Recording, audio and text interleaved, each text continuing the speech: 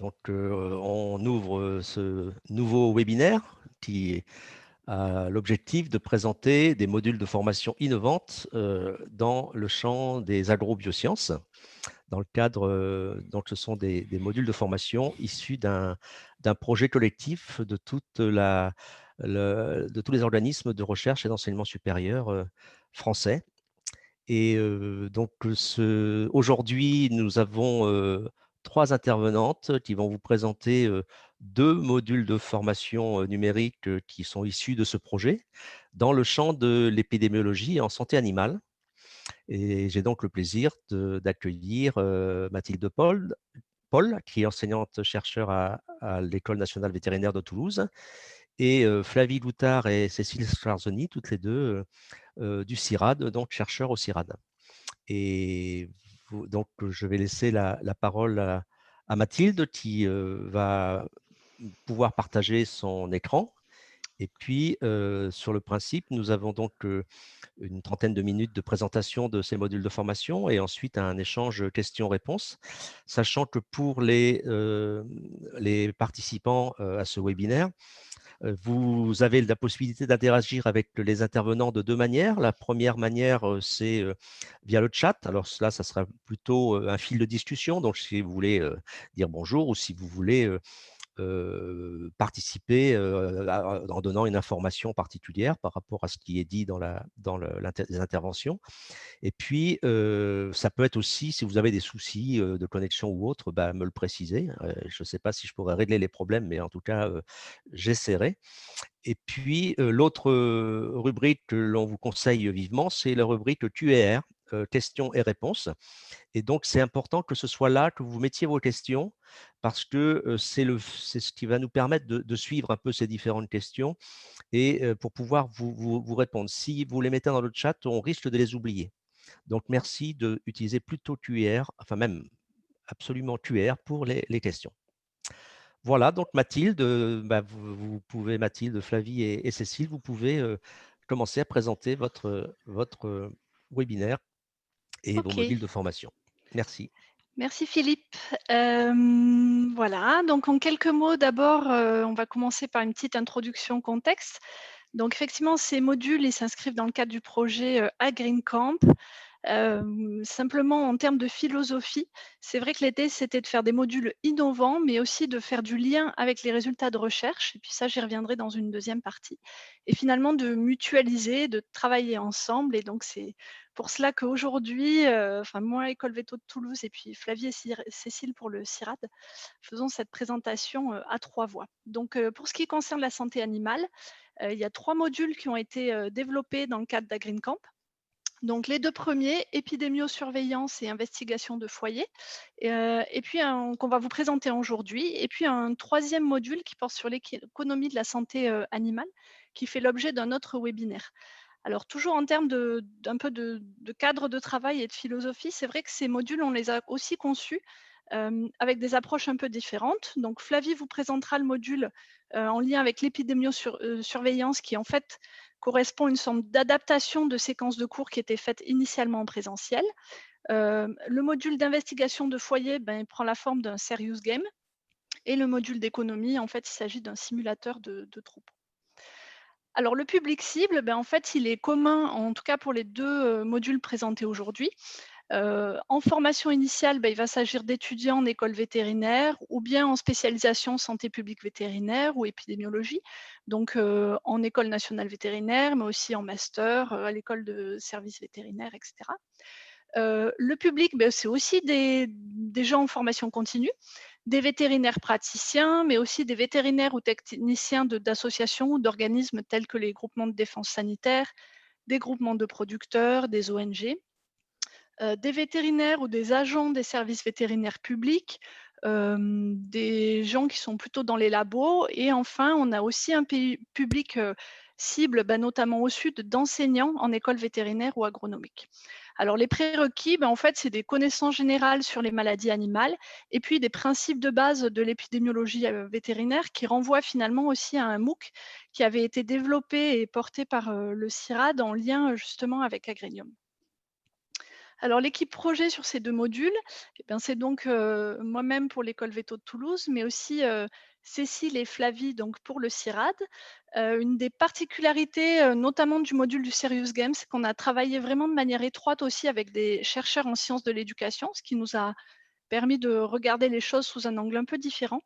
Et puis j'ai mis en gros, en fait, la photo aussi de Maud Yakovlev, qui travaille plus maintenant avec nous, mais qui a été chargée de projet pendant 18 mois dans le cadre d'Agreen Camp et qui a vraiment beaucoup œuvré pour la construction de ces modules, sachant que Maud a aussi valorisé ce travail sous la forme d'un master en conseil et ingénierie pédagogique et donc nous a aussi éclairé sur des aspects de pédagogie. Donc je vais maintenant laisser la parole à Flavie pour la présentation du premier module sur les réseaux de surveillance. Merci Mathilde. Juste un petit point, je ne vois pas ton PowerPoint qui n'est pas partagé. Ah, si, pourtant, Ah, nous, on le voit bien. Donc, c'est bizarre que tu ne le vois pas. Tu dois avoir 2 écrans, non? Oui, j'ai deux écrans, oui. Et donc, je pense que c'est l'interaction entre tes 2 écrans qui fait que tu ne le vois pas. Cécile, tu le vois aussi? Flavie, enfin peut-être comme je te l'ai envoyé, sinon tu peux peut-être Ouais. l'ouvrir sur ton ordi, puis je vais passer les diapos. Ouais.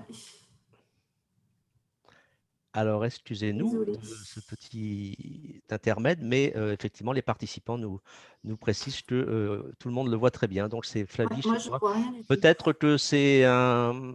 On a oublié de dire quand même que Flavie est actuellement à Bangkok et Cécile à Saint-Denis de la Réunion. Oui. Donc, vous voyez que bon, Mathilde est la seule locale de l'étape puisque elle est à Toulouse. D'accord, bon, désolée, ça y est, je l'ai. Voilà. Donc merci Mathilde. Donc, je vais vous présenter, moi, le premier module qui est donc sur les réseaux de surveillance en santé animale. Je vais un petit peu décrire le contenu, la mise en place de ce module. Donc, comme l'a dit Mathilde, ce module, au départ, il est basé sur les cours qui sont faits maintenant en collaboration avec l'école vétérinaire de Toulouse et le CIRAD depuis plus d'une dizaine d'années, dans le cadre au départ d'un CEAV, puis maintenant d'un master, de 2 masters même. Donc, c'est un module assez classique de type MOOC avec des vidéos et des PowerPoint qui sont sonorisés. Et donc, sur ces présentations, on a les commentaires personnalisés des intervenants. Et pour chaque chapitre du module, on a soit 1 ou 2 intervenants différents qui commentent et expliquent la présentation. Et puis, pour chaque module et chaque petit chapitre, on a une série d'exercices en ligne après chaque petit chapitre qui consistent en des quiz, des textes à trous, des classifications qui permettent d'évaluer pour le participant si la présentation a été comprise ou pas. Et puis, il y a également tout au long des présentations des ressources complémentaires avec des vidéos, des articles, des liens sur les sites. Donc, l'objectif de ce module, il est destiné à tous les acteurs de réseaux de surveillance et plus particulièrement à leurs gestionnaires. C'est un module qui doit permettre aux participants de mieux comprendre ce qu'est la surveillance épidémiologique. Quel est l'objectif lorsqu'on met en place un réseau d'épidémiosurveillance et qu'est-ce que ça peut apporter à la santé animale? C'est une introduction. On est vraiment sur l'introduction, même si vous êtes vétérinaire ou si vous avez des notions de santé animale, en faisant le module, vous aurez une idée de ce que peut apporter l'épidémiologie et l'épidémiosurveillance, mais ça sera une introduction. Ça fournit un certain nombre de conseils également méthodologiques. Donc, ça peut être intéressant pour des gens qui travaillent déjà dans le domaine de la surveillance et qui veulent peut-être approfondir un point particulier comme la surveillance syndromique ou la surveillance One Health. Et donc, ça peut aider à la création, au fonctionnement et notamment des gens qui sont vraiment sur le terrain. Et puis, dans ce module, l'idée était d'avoir des exemples pratiques de réseau, décrits qui permettent d'illustrer la variété des objectifs de surveillance et la variété des méthodes qui sont employées et que l'on retrouve sur le terrain. Donc, l'organisation du module, donc différents chapitres. On a un premier chapitre qui est sur l'organisation et les fonctionnements des réseaux. Donc, il y a un chapitre qui construit un petit peu le module avec les principes de base. Puis, on a des petits chapitres complémentaires sur ces principes de base qui sont la place spécifique des laboratoires dans la surveillance, tout ce qui est information et communication, et puis un chapitre sur l'évaluation et les attributs d'efficacité de ces réseaux, avec un petit chapitre qui fait le lien avec le module en économie de la santé sur la base comportementale de l'économie. Et puis, on a 4 sous-chapitres qui sont là des exemples de types de surveillance, de dispositifs de surveillance. Donc, la surveillance syndromique, la surveillance One Health, la surveillance de la faune sauvage et la surveillance vectorielle avec un exemple spécifique sur les tiques. Et enfin, un chapitre plus sur la surveillance globale à l'international qui a été conçu par nos collègues de l'OIE, de l'Office de l'Organisation mondiale de la santé animale. Donc, sur le premier chapitre, organisation générale des systèmes de surveillance, ce module il a été développé en collaboration avec Dr Barbara Dufour et Pascal Hendrix de l'École nationale vétérinaire d'Alfort. Et Pascal Hendrix était à l'époque de travailler pour l'ANSES et maintenant et pour le CIRAD. Donc, différents objectifs sur les enjeux, les objectifs des réseaux, l'organisation, la classification des réseaux, les particularités. Et sur ce premier chapitre, il y a une particularité, c'est que les exercices de ce chapitre, il y a 5 chapitres, suivent un fil rouge. On utilise un réseau fictif qui s'inspire d'un réseau qui existe vraiment, qui est le RESP, qui est le réseau de surveillance en pathologie équine. Vous pouvez aller voir le site pour vous rendre compte de ce que c'est. Et en fait, on se sert de ce réseau fictif pour faire des questions et des commentaires. Donc ça, c'est sur le premier chapitre. Le deuxième chapitre sur la place des laboratoires, c'est un chapitre qui a été mis en place par des collègues du CIRAD, donc Thierry Lefrançois et Sophie Molia, avec l'importance des missions et de la position des labos, l'organisation, comment un labo en lien avec les activités de surveillance s'organise, et aussi l'importance de l'assurance qualité et l'importance des laboratoires de référence dans ce type de dispositif. Puis, on a un chapitre qui a été développé aussi par un collègue du CIRAD qui est David Chabernac. À chaque fois, que ce soit les écoles vétérinaires ou l'ANSES ou le CIRAD, mes collègues qui ont développé sont aussi soit des enseignants-chercheurs, soit des chercheurs. Donc, l'idée était aussi d'amener tout ce qui est les dernières innovations et les dernières technologies qui sont en place dans le domaine de la surveillance. Et c'est particulièrement vrai pour ce module sur tout ce qui est les nouveaux concepts de santé globale, de e-health, de m-health, les flux d'informations, les challenges que l'on peut rencontrer avec ces nouvelles technologies. On a un autre chapitre qui constitue la base, donc les principes des dispositifs de surveillance, qui est sur l'évaluation des réseaux, qui a été développé par mon collègue Vladimir Grosbois, du CIRAD également, et où là, on montre l'importance de l'évaluation des performances de ces réseaux, les attributs, comment les sélectionner, comment les mesurer. Et puis ce que je vous disais, un petit chapitre introductif qui a été développé par mon collègue Nicolas-Antoine Mousseau de l'Université de Liège sur l'évaluation économique, sur les bases comportementales de l'économie et qui fait donc une transition avec le module économie de la santé animale. Et donc, je vous disais, suite à ces chapitres qui introduisent et qui vous expliquent le principe des systèmes de surveillance, on développe des exemples. Donc, on a un exemple sur la surveillance syndromique qui a été développé par nos collègues Aurélien Madouas et Carole Sala, d'Oniris et de l'ANSES, qui donnent les objectifs, les principes et également des exemples concrets qui existent actuellement sur la surveillance syndromique, notamment en France.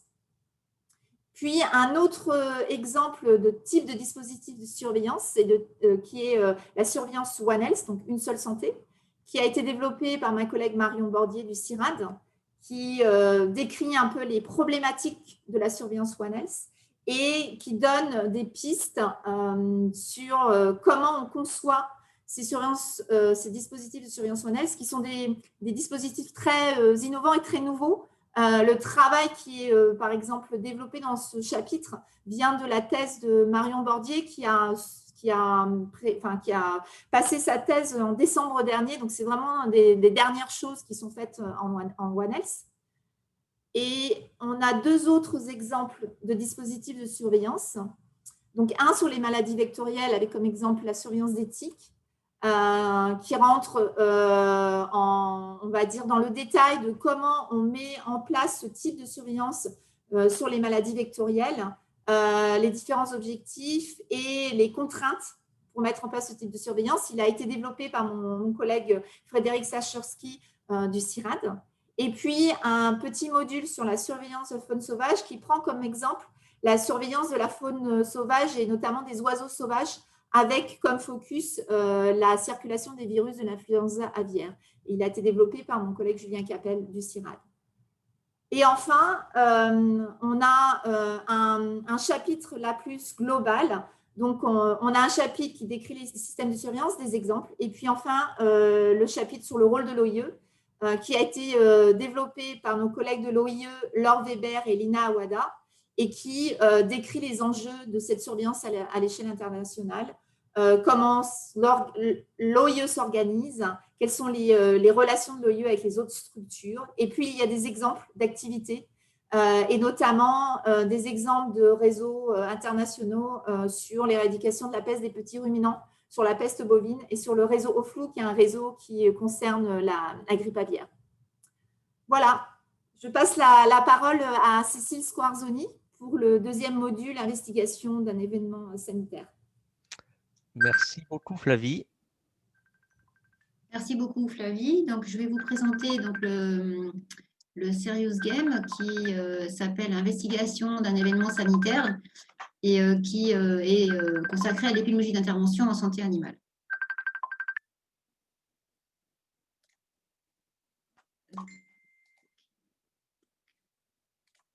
Donc, c'est un module de mise en situation, hein, donc c'est le principe d'un serious game. C'est une mise en situation des professionnels ou des étudiants. Donc, l'idée, c'est on a scénarisé une investigation épidémiologique à partir d'un cas concret, d'un cas réel. Et c'est un scénario linéaire qui a été conçu, donc décomposé en plusieurs chapitres, avec évidemment des activités pédagogiques d'évaluation comme des QCM, des quiz ou des textes à trous. Et ce Serious Game aussi est constitué de ressources complémentaires qui sont associées au scénario, des documents, des articles et des liens Internet pour contextualiser le scénario. Donc, pourquoi un Serious Game en fait, hein? Donc, un Serious Game,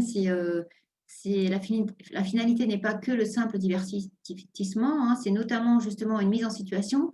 Donc, ça c'est pas considéré comme une évaluation des connaissances, mais c'est une mise en situation pour vérifier si les apprenants ont la méthodologie ou les bonnes conduites à tenir. Donc, l'idée, c'était de scénariser l'histoire sur un foyer préoccupant dans un élevage de volailles. Et le joueur est un vétérinaire épidémiologiste ou un para-épidémiologiste qui va mener l'investigation sur le foyer. Pourquoi un serious game? Comme je vous le disais, donc il y a d'abord la difficulté pour les enseignants de présenter la complexité et la méthodologie de cette démarche. Savoir que la démarche d'investigation épidémiologique est vraiment contextualisée à la situation et au terrain. Et avec le serious game, on avait la possibilité de mettre en situation les apprenants et d'avoir un scénario multilinéaire. Donc, les objectifs d'apprentissage de ce Serious Game sont les suivants. Donc, l'idée, c'est d'être capable de mener une enquête sur un foyer suite à un épisode épidémique. Donc, il y a tout l'effet, la préparation, le fait de conduire l'enquête, de mener l'interview correctement et d'extraire les bonnes informations. Il y a aussi, par exemple, déterminer les fenêtres temporelles pendant lesquelles on doit enquêter sur la source ou le risque d'effraction du pathogène hors du foyer. Il y a donc aussi le positionnement de l'épidémiologiste qui va émettre, hiérarchiser et confirmer des hypothèses. et donc des hypothèses de source du pathogène, mais aussi de dissémination et de propagation de la maladie dans un autre élevage. Et l'étape fondamentale qui est de décrire, analyser ces données épidémiologiques qui peuvent être sur plusieurs foyers afin d'orienter ou de confirmer les hypothèses émises sur le premier foyer. Et ensuite aussi être capable de lister toutes les mesures à prendre, c'est ce qu'on appelle les conduites à tenir ou les procédures opérationnelles de police sanitaire et de préservation de la santé animale et de la santé humaine si besoin, si par exemple on suspecte une maladie zoonotique. Donc, quelles ont été les étapes de travail? Donc, il y a eu d'abord une première revue de l'existence ou d'autres études de cas qui existaient en épidémiologie d'intervention. Donc là, vous voyez un extrait de l'analyse comparative qu'on a pu mener et pour vérifier sur les apprentissages, les objectifs pédagogiques et qu'est-ce qui existait en la matière. Ensuite, il y a eu toute l'ingénierie pédagogique et de construction du scénario en définissant et en découpant le scénario, en le granularisant, donc en créant des grains pédagogiques, en définissant les objectifs pédagogiques, les sous-objectifs et en les reliant évidemment à des activités pédagogiques d'évaluation et de mise en situation. Donc, ça a été un gros travail qui a été mené notamment par Maud. Et on a donc eu la chance de travailler avec un sous-traitant qui est une entreprise privée KTM qui nous a proposé donc des premières images de ce jeu sérieux avec un échange et des allers-retours entre les scientifiques et l'entreprise privée pour affiner les dessins et la mise en situation du scénario. Donc, vous pouvez voir sur ces images qu'il y a tout un ensemble d'activités sur des questions, un échange sur des photos, des mises en situation et des dessins qui permettent de contextualiser la ferme comme le bureau de l'épidémiologiste. Donc, vous voyez, donc les dessins ont été affinés, ont été améliorés au fur et à mesure du travail.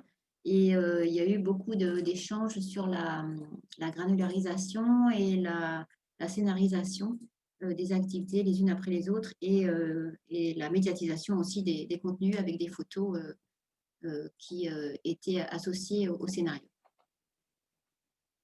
Donc, ce Serious Game dure à peu près 45 minutes en autonomie. Il est aussi conçu, et c'est un des objectifs, il est conçu aussi en TD, en travaux dirigés, donc avec un enseignant. Et là, on peut prendre plus de 3 heures parce que l'idée, c'est d'aller consulter les ressources complémentaires et tous les documents qui sont associés à cette investigation épidémiologique.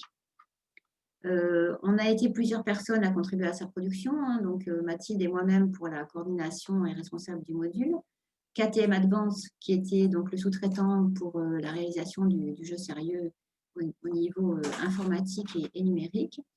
On avait aussi un accompagnement avec des chercheurs en sciences de l'éducation d'EduTer, notamment Dominique et Anaïs. Et donc des vétérinaires experts en formation comme Jérôme Tona qui ont contribué par quelques conseils sur la constitution du scénario et du découpage. Alors, je vais laisser la parole à Mathilde qui va recontextualiser l'usage de ces modules. Merci. Donc, effectivement, je vais reprendre la parole pour présenter quelques perspectives sur les usages en formation. Alors, d'abord, peut-être revenir aussi sur les liens à la recherche. Donc, ils ont été présentés successivement par Flavie et Cécile, mais c'est vrai que c'était une des originalités et vraiment des ambitions d'AgreenCamp. Donc, ce lien, on l'a fait finalement à travers le choix des cas d'études, donc avec une expertise des équipes, des intervenants. Flavie l'a bien souligné. Dans le cas du Serious Game, c'est vrai qu'il y avait aussi des cas d'études vraiment en lien avec l'actualité, puisque l'idée, c'était aussi d'investiguer, de s'appuyer sur tout un travail de recherche qui était conduit par nos équipes autour de questions d'influenza aviaire. C'est vrai qu'il a permis d'alimenter le jeu avec des photos, des documents, etc., vraiment d'actualité. Ce lien avec la recherche, il se fait aussi pour les 2 modules par du renvoi vers des articles scientifiques, vers nos travaux de recherche. Donc, ces documents, ils sont en accès sur la plateforme. Et puis, ils servent aussi de support, de questions, de discussions, etc., notamment lors d'enseignements hybrides. Et puis, finalement, ces modules, c'est aussi l'occasion de former à travers ces exemples la méthodologie scientifique. Donc, par exemple, avec toute la formalisation dans la méthode d'analyse des réseaux d'épidémiosurveillance, d'outils d'évaluation.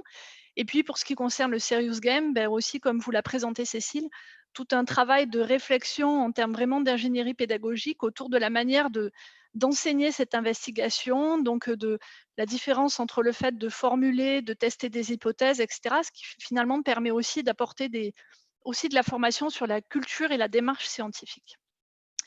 Alors pour ce qui est des usages en formation, bah, finalement, moi je vais simplement présenter ou très rapidement la manière dont je m'en suis servie ou dont je vais m'en servir à l'école Veto. Ça, c'est vraiment pour alimenter ensuite les discussions là, avec les différents participants. Donc en fait, ces modules-là, ils servent à 2 endroits dans le cursus. Donc pour la partie surveillance épidémiologique, je m'en sers déjà dans mes enseignements en 2e année.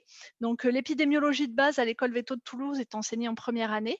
Dans le cadre de la 2e année, en fait, on a tout un module sur les maladies réglementées. Et finalement, il y a une séquence qui est dédiée à la surveillance épidémio, dans lequel moi, je donne une introduction en amphithéâtre, sous la forme d'un cours magistral classique. Mais ensuite, je renvoie les étudiants sur le visionnage des vidéos du module de surveillance à distance. Et ce qui ensuite permet de travailler avec eux en pratique à travers des études de cas en groupe sur différents exemples de réseaux de surveillance, de telle manière à ce qu'ils décrivent, interprètent les résultats du dispositif de surveillance. Donc finalement, dans ce cadre-là, je me sers vraiment du module d'épidémiosurveillance pour fournir les apports théoriques et la démarche qui sont ensuite nécessaires aux étudiants pour leur travail de groupe. Pour ce qui concerne le Serious Game, ben là, l'idée, alors, c'est de l'utiliser plutôt en 4e année, puisqu'on a en fait là une partie à nouveau dédiée aux maladies réglementées. Et donc, l'idée, c'est vraiment d'utiliser le Serious Game lors d'une séance de travaux dirigés qui va permettre de placer les étudiants en situation et qui permet ensuite des interactions autour et des discussions autour de la gestion d'une maladie réglementée, de la place du vétérinaire dans l'enquête épidémiologique, et puis qui donne aussi ensuite lieu à des lectures scientifiques d'articles, etc., pour compléter ce qui est vu dans le Serious Game. Alors ces modules, en fait, ils vont être très bientôt en accès sur la plateforme AgreenU. Donc je vous ai mis ici quelques captures d'écran. Donc effectivement, la mise en ligne va se faire en 2021. Ils sont déjà en place mais pas forcément visibles pour la partie réseau épidémiosurveillance. Pour le Serious Game, ça va être fait en début 2021. Les perspectives maintenant par rapport à ces modules, une des premières choses qu'on souhaite faire, en fait, c'est aussi évaluer, les utiliser, les tester, puis les évaluer. Donc, évaluer peut-être, notamment pour le Serious Game, l'efficacité de l'étude de cas sur les apprentissages. Évaluer aussi, puis recueillir des retours sur la satisfaction des étudiants, des professionnels, etc., sur ces modules. À moyen terme, en fait, l'idée, c'est à travers ces modules, petit à petit, d'apporter des briques de formation qui, ensemble, ensuite, pourront se rejoindre à travers un ou des parcours de formation à distance, donc formation initiale, master, mais aussi formation continue pour des épidémiologistes, des professionnels de la santé animale sur le terrain. Donc, dans les briques de cours là qu'on avait listées ou qu'on a en tête, il y aurait des modules à venir autour des enquêtes épidémiologiques, de l'analyse de risque, par exemple des outils pour le dépistage collectif ou sur le contrôle des maladies. Et puis enfin, une des dernières perspectives qu'on a, c'est le développement d'une version anglophone. Alors ça, je sais qu'il y a des réflexions en cours vraiment notamment pour le module épidémiosurveillance, en fait. Pour le Serious Game, c'est vrai que c'est aussi quelque chose qu'on avait en tête au moment où on a construit le module, donc ce sera des choses à travailler peut-être dans le futur. Voilà, et donc je vous remercie pour votre attention. Merci beaucoup Mathilde. Donc, merci peut-être bon, c'est bien de nous montrer votre belle illustration où on voit qu'effectivement il y a tous les animaux de la ferme qui sont présents. Et donc, on va maintenant passer aux questions-réponses. Alors peut-être une première question qui a été posée dans le chat. Donc, pour éviter que je l'oublie, et peut-être où je vais avoir des éléments de réponse moi de mon côté, c'est le prix demandé par le sous-traitant pour le jeu sérieux. Donc là, je ne sais pas si Mathilde l'a encore en tête, mais ce que je voulais dire, c'est que contrairement à ce qu'a dit Cécile, ce n'est pas tout à fait un sous-traitant, hein, le partenaire qu'on avait comme entreprise, dans le sens où ça a été dans un projet où l'entreprise KTM Advance a été un partenaire et donc a cofinancé sur ses ressources propres les jeux sérieux, puisqu'il y avait 6 jeux sérieux à produire, et dont un sur la santé animale, pour un coût global de 300 K euros. Ça veut dire qu'ils estimaient à peu près à 50 K euros leur contribution à la conception d'un jeu sérieux. Mais nous, ça nous a coûté la moitié, puisqu'en fait, ils finançaient la moitié sur ressources propres. Voilà, ça c'était une question du chat. Et alors, il y avait une autre question de la même personne concernant les 3 heures avec un enseignant. Et donc, là, ça concerne les 2 modules. Effectivement, est-ce qu'ils sont utilisables en auto-formation complètement, épidémiologie surveillance et épidémiologie d'investigation? Sur épidémiologie d'investigation, il semble qu'il faille absolument avoir du temps avec un enseignant. Est-ce que c'est le cas ou est-ce que ça peut être utilisé en autonomie complète? Alors, je ne sais Pour pas le qui répond. module Flavie? surveillance, en tout cas pour le module surveillance, c'est en autonomie, c'est-à-dire que quelqu'un peut visionner les modules et différents chapitres sans forcément avoir quelqu'un, un enseignant en particulier en soutien. Ok. Alors, sur l'épidémie, Mathilde, si tu veux répondre Ou sur la. Cécile, sur la partie Serious Game, enfin Cécile, Oui. tu compléteras, mais il est conçu pour être utilisé en autonomie, c'est-à-dire qu'en fait, il y a des feedbacks systématiques pour chacune des réponses, etc., qui permettent de corriger le joueur et de lui apporter des éléments de réponse. L'idée dans la manière ensuite de l'utiliser de manière hybride, c'est qu'en fait, on a de toute façon été obligé de faire des choix et on ne montre un morceau aussi de la démarche d'investigation. Donc effectivement, c'est là où on renvoie à des documents complémentaires et où, selon la manière dont ensuite ce jeu est utilisé, il peut être complété en cours, mais il peut être complété. Voilà. Il peut aussi être utilisé tout seul. Oui, c'est tout à fait ça. On a dû faire des choix sur des priorités dans la méthodologie. Et donc, il y a des étapes qui peuvent être complétées et qui peuvent être vraiment, on va dire, on peut aller plus loin dans des étapes spécifiques. Et l'enseignant a une plus-value non négligeable parce que le scénario a dû être, on va dire, raccourci, en tout cas, être contenu dans un temps précis. Et on n'a pas pu tout déployer en pédagogie. Ok. Alors, la question, c'était une autre question, c'est pour le Serious Game encore. Est-ce que on travaille tout devant un ordinateur ou est-ce que il y a possibilité, il y a un lien avec un travail en élevage, avec des déplacements sur le terrain? C'est tout devant l'ordinateur. Parce que c'était pas possible de concevoir, enfin voilà, en tout cas, c'est tout devant l'ordinateur, sachant que par contre, la manière dont il a été conçu, heu, je réponds parce que je vois aussi la suite des questions, donc peut-être je vais répondre à 2. En fait, pour le concevoir aussi, on s'est appuyé, comme l'a expliqué Cécile, sur l'expérience des différentes équipes et en fait, la mode qui était chargée de projet a aussi fait 2 missions en fait avec, les DDCSPP. Donc elle est allée dans les Landes parce qu'en fait, on a conçu le Serious Game à peu près au moment où survenait la crise de la grippe aviaire dans le sud-ouest ou juste après. Donc Maud qui était chargée de projet a fait 2 missions, avec les DDCSPP dans les Landes pour justement se confronter au plus près aux situations de terrain, collecter aussi leurs avis sur les difficultés, les obstacles, les besoins de formation. Et donc, en fait, c'est des choses qu'ensuite on a réinjectées dans le jeu. Donc ensuite, le jeu, il s'est nourri de ça, bien sûr, pour des questions ensuite de confidentialité, etc. On a recréé des élevages, on a rassemblé des informations qui sont fictives, mais qui sont vraiment nourries de choses et de faits réels, on pourrait dire. Et juste Ok. pour compléter, ce Oui. module, ce Serious Game qui sera utilisé par exemple dans un de nos modules de formation continue ou de master qui est consacré à l'épidémiologie d'intervention, on fait ce type de mise en situation. On va dans un élevage ou dans une ferme mener une investigation virtuelle et ensuite les étudiants travaillent au retour en classe sur le débriefing de l'investigation, sur l'interview à mener et sur les hypothèses à poser. Et donc, ça rejoint tout à fait la mise en situation du Serious Game en complétant une mise en situation sur le terrain et une mise en situation dans un scénario virtuel. Alors, il y avait une autre question concernant la mise à jour, puisqu'en fait, dès qu'on est effectivement, on produit des ressources numériques, se pose la question de la maintenance et des mises à jour, en particulier dans le monde de la santé animale, avec toutes les questions d'actualité. Comment vous envisagez cette, cette mise à jour en fonction des actualités ou en fonction des nouvelles connaissances aussi en recherche?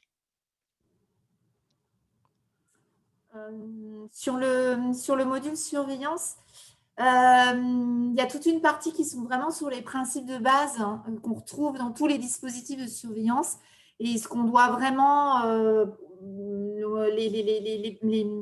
les éléments dont on doit donner une attention particulière. Donc ça, quoi qu'il arrive, l'actualité, etc., c'est des choses qui changent, qui n'évoluent pas énormément.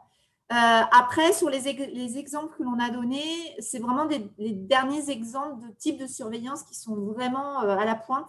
Donc, la surveillance syndromique, la surveillance One Health, la faune sauvage, les maladies vectorielles sont vraiment en ce moment des topics très chauds, entre guillemets. Donc, évidemment, il y aura certainement dans un futur plus ou moins proche des nouvelles technologies dans ce domaine de surveillance. Je ne sais pas comment, au niveau de la Green Camp, c'est envisagé ces mises à jour. En tout cas, pour le moment, le module est vraiment sur les sujets qui sont à la pointe des problématiques, on va dire, en termes de santé, en termes de perte de biodiversité, etc. Ces types de surveillance sont vraiment au cœur de la problématique. Au niveau de la Green Camp, là, je peux compléter effectivement sur la façon dont on envisage les mises à jour.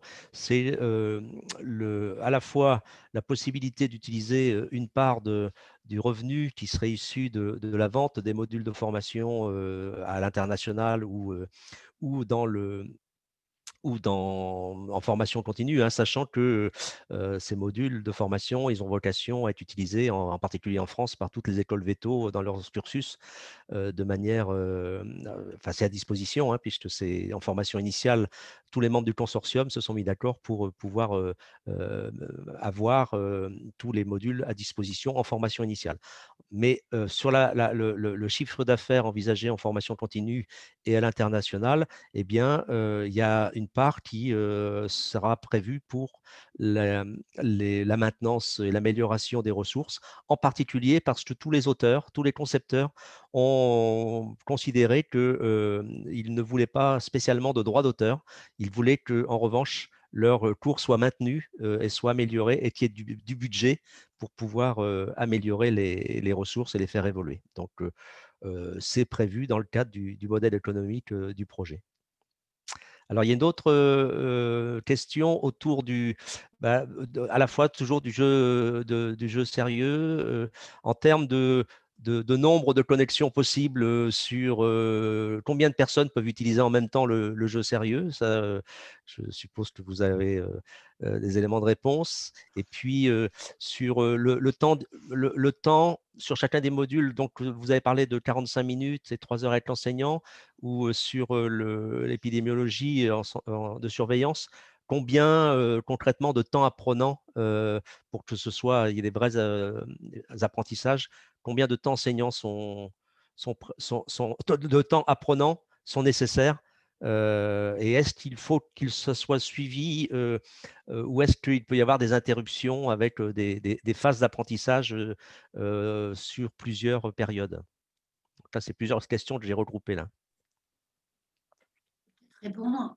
En fait, ce jeu, il va être utilisé pour le Serious Game de manière asynchrone, donc des gens en autonomie devant leur ordinateur, ou en formation synchrone, avec par exemple un enseignant dans le cadre d'un module et en salle. Donc le suivi et le parcours pédagogique ne sera pas le même. C'est sûr qu'en modalité asynchrone, une personne peut faire une première étape, un premier chapitre, s'arrêter et revenir. L'idée, c'est que quand c'est en salle avec un enseignant, tout soit fait d'un coup.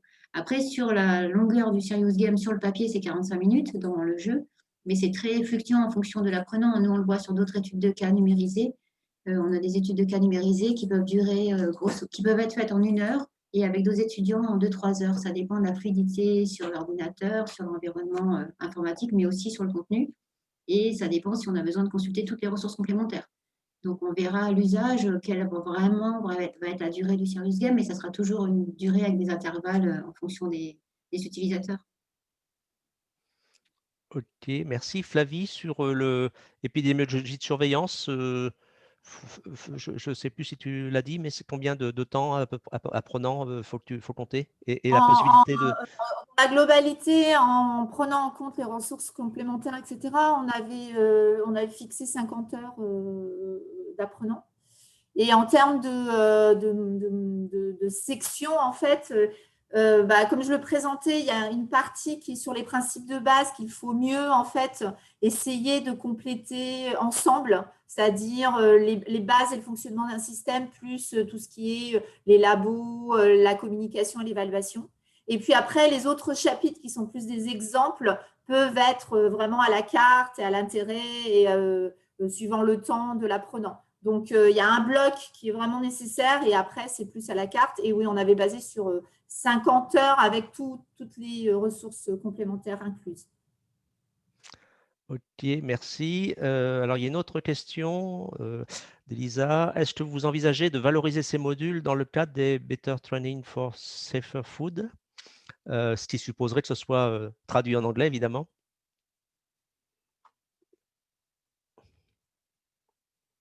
Il y a des… Qui veut répondre sur cette question? Parce que là, moi, je ne suis pas capable de répondre, n'étant J'ai pas pas dans la entendu la santé animale. question. En fait, c'est pas forcément. Enfin, après, par exemple, enfin voilà, je réponds parce que je suis experte dans certains de ces formations. En fait, plutôt en Asie, j'ai été identifiée comme consultante pour ces Better Training for Safer Food qui sont développés au sein de l'Union européenne et qui demandent des experts en fait pour mettre en place des formations. Par contre, oui, enfin, en tout cas, moi, en tant qu'expert à l'international, ça pourrait être un outil intéressant, mais oui, dans sa version anglophone, si on doit l'appliquer, c'est soit l'Europe, plutôt l'Europe de l'Est ou l'Asie, après en Afrique peut-être, mais éventuellement, c'est des outils qui peuvent être intéressants dans ce type de programme de formation. Autre. Mathilde, tu veux dire quelque Oui, chose en complément? simplement. Et pour ce qui concerne le serious game, effectivement, pour nous, il y a un verrou de plus qui est le fait que le serious game, c'est aussi du développement informatique, etc. Par contre, depuis le début, on a identifié effectivement aussi l'intérêt de l'adapter ou de le développer en anglais. Par contre, c'est clair que ça demande voilà, un financement complémentaire ou de se poser un peu pour mettre en place ce développement qu'on ne peut pas faire de nous-mêmes, parce qu'effectivement, il y a toute une partie de développement. Voilà. Donc peut-être pour compléter, du coup, effectivement, puisque nous, dès le départ, on a prévu que la technologie utilisée dans le Serious Game permette le versionning en anglais. C'est déjà le cas pour un autre jeu sérieux dans le champ de la gestion agroécologique des ravageurs nuisibles. Donc, il est déjà en version anglaise et progressivement, tous les modules d'AgreenCamp, l'objectif, c'est qu'effectivement, ils basculent tous le plus vite possible en anglais. Alors, on le fait dans le cadre de parcours, dans le cadre de projets. Là, par exemple, on a un module sur l'agroalimentaire qui va être, on a le financement pour qu'il soit traduit en anglais du fait qu'il y a des universités d'Afrique du Sud qui souhaitent avoir ce module de formation.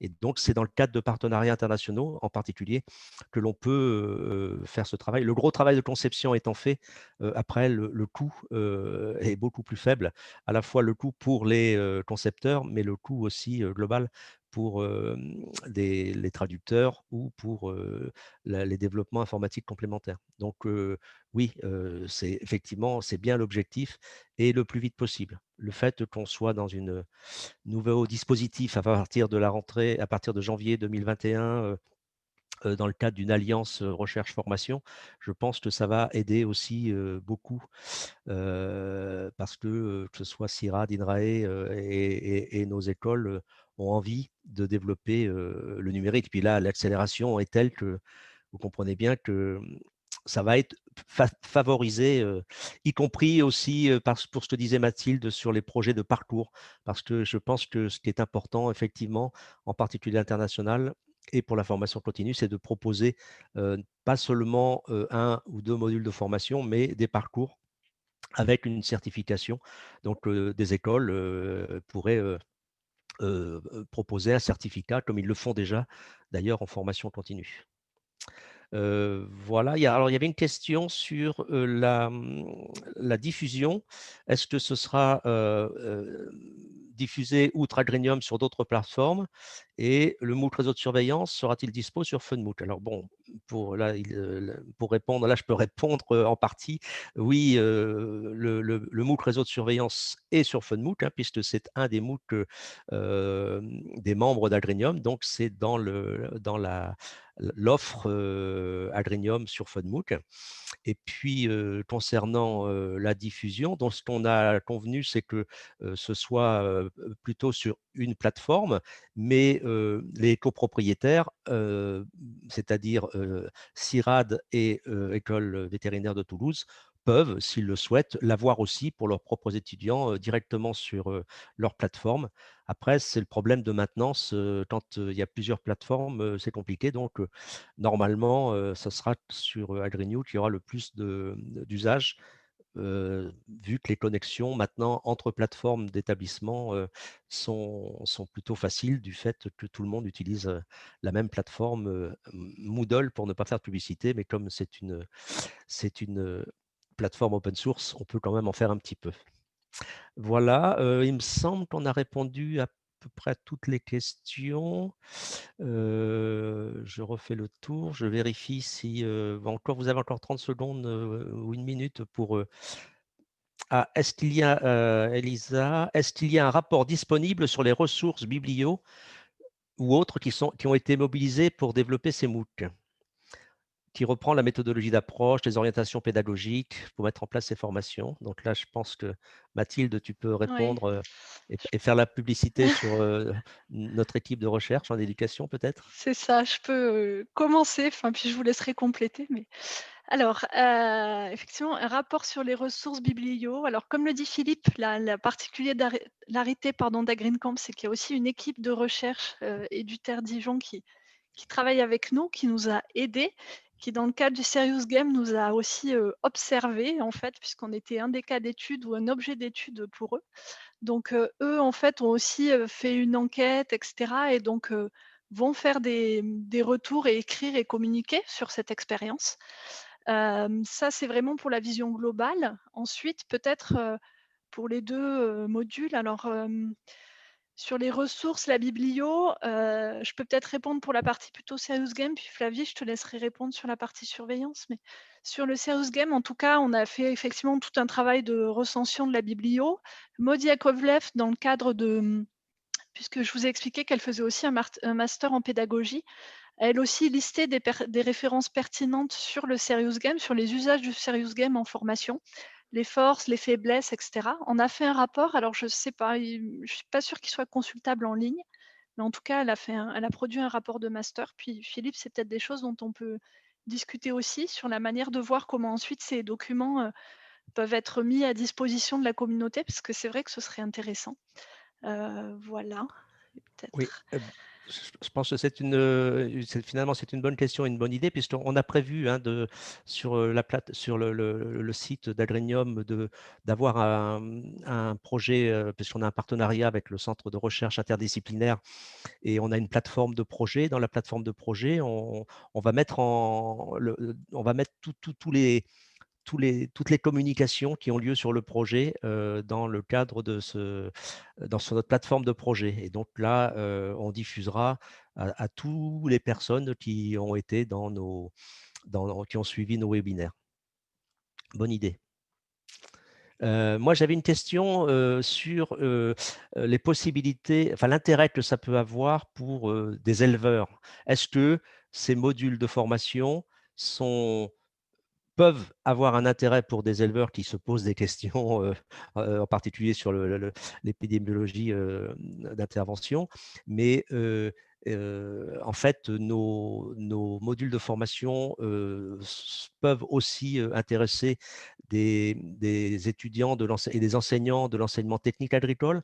Maria-Angélina Magne, par exemple, à l'ENSFEA, travaille beaucoup sur le lien entre production et santé animale. Et est-ce que ces modules peuvent être utilisés peut-être en partie ou, ou assistés avec un enseignant? Enfin, en tout cas, quel est votre avis là-dessus? Sur le module de surveillance, je pense que il y a certains modules qui sont assez simples en termes de construction, etc., qui sont tout à fait envisageables pour ce type d'apprenants. Après, il y a d'autres modules qui sont quand même un petit peu plus complexes en termes de notions en santé qu'il y a derrière. Donc, je conseillerais plutôt qu'il y ait un accompagnement sur ces modules, notamment les exemples qui sont donnés ou sur l'évaluation, ou si on n'a pas du tout de notion en santé animale, ça peut être plus compliqué à ce que ça soit utile en fait pour la personne qui va utiliser le MOOC. Donc, je serais, voilà, certains oui, certains plutôt accompagnés avec un conseiller ou un expert ou un enseignant.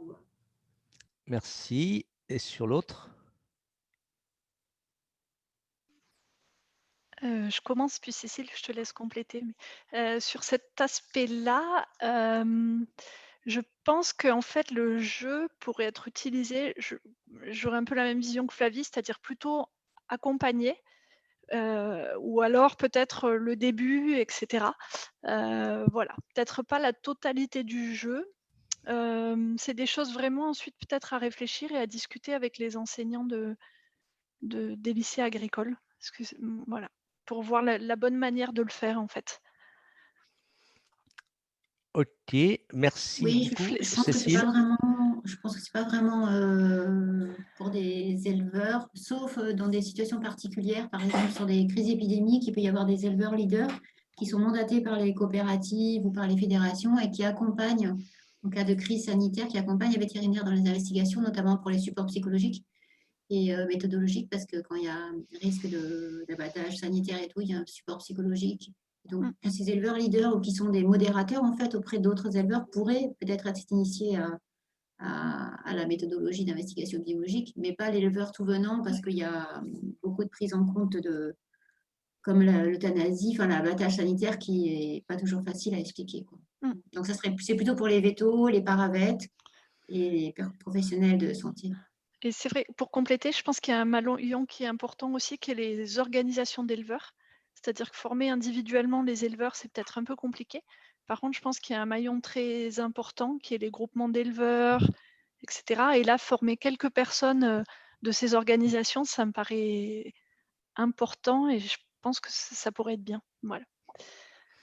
Ok, et donc, même chose par rapport aux étudiants agro, puisque on parle de plus en plus de la santé, santé globale, One Health et autres. Et du coup, est-ce que vos modules seraient intéressants, ou également tout ou partie, pour des étudiants agro qui seraient en particulier orientés production animale? Oui, complètement. D'ailleurs, dans un des masters qui était produit par le CIRAN de PSED, où c'était plutôt orienté agro, on parlait aussi de la surveillance, on introduisait les étudiants à ces thématiques, et c'est quelque chose qui est, je pense, nécessaire même pour ces étudiants-là, pour qu'ils aient justement une autre vision de la santé aussi, une autre vision de la surveillance, de ce que ça peut être. Je pense que c'est plutôt une bonne idée. Partagé? Oui. Oui, oui, tout à fait, c'est ça. Ok, alors bon, une dernière petite question, alors qui est un peu décalée par rapport au sujet, je pense. Est-il prévu d'apporter un soutien en communication de crise dans ce genre de situation? Là, vous n'êtes pas alors, je ne sais pas, peut-être que si, peut-être que dans les questions sur l'épidémiologie de surveillance et d'investigation, est-ce qu'il y a de la communication de crise ou pas? Oui. Alors en investigation, quand on est en cas de crise sanitaire, il y a tout un volet communication de crise, évidemment. D'ailleurs, dans nos masters, dans notre formation, souvent on en parle aux étudiants. Alors c'est un module à part, hein, parce que c'est vraiment, il faut déployer, pareil, c'est de la méthode et normalement on communique avant la crise, pendant la crise, après la crise. Donc c'est toute une idéologie, la communication de crise, et ça nécessite, je pense, un module complet.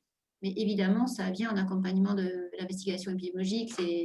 C'est l'investigation, enfin, l'épidémiologie d'intervention, c'est quelque chose de multidisciplinaire et ça en fait partie, tout à fait, notamment pour le support aux éleveurs. Je pense D'accord, que donc c'est ça tout veut dire… pardon, je pense que c'est tout à fait là où le serious game ensuite peut servir de mise en situation qui ensuite peut donner lieu à d'autres modules complémentaires avec des connaissances théoriques et cetera. Effectivement, que ce soit, la communication en temps de crise, mais aussi d'autres, méthodes d'investigation, enfin voilà. C'est c'est vraiment l'idée. Ok, merci beaucoup. Donc, ça veut dire que ça pourrait être un des modules d'un parcours à venir. C'est ça. Alors, il y a quelqu'un qui a mis un avis dans le chat hein, concernant les éleveurs qui ont été effrayés dans des exercices quand il y a eu des foyers épidémiques. Et donc, donc, effectivement, c'est important de les accompagner, mais c'est ce que vous avez dit tout à l'heure. Écoutez, en tout cas, je vous un grand merci. Alors, je pense qu'il y a encore une question et comme il nous reste encore 2 minutes. Ah, c'est juste un merci. Donc, écoutez, je vous remercie donc toutes les 3 pour, cette intervention. L'objectif, de ces webinaires, c'est à la fois de présenter les modules, de pouvoir échanger, mais ensuite de pouvoir, diffuser les vidéos. Je vous ai mis le lien, pour, la chaîne YouTube, sur laquelle vous pouvez retrouver l'ensemble des vidéos des webinaires et qui sont à diffuser, ces liens sont à diffuser le plus largement possible pour pouvoir ensuite revenir vers nous pour la mise à disposition de ces modules dans différentes situations. Un grand merci à vous 3 et puis la semaine prochaine, on continue sur la présentation des modules à GreenCamp. Je vous ai aussi donné le lien pour l'inscription, sachant que pour ceux qui sont dans le domaine de la santé animale, le module sur l'économie de la santé sera présenté le 14 décembre, même heure, même jour. À bientôt et bonne semaine. Au revoir. Merci. Au revoir. Au revoir.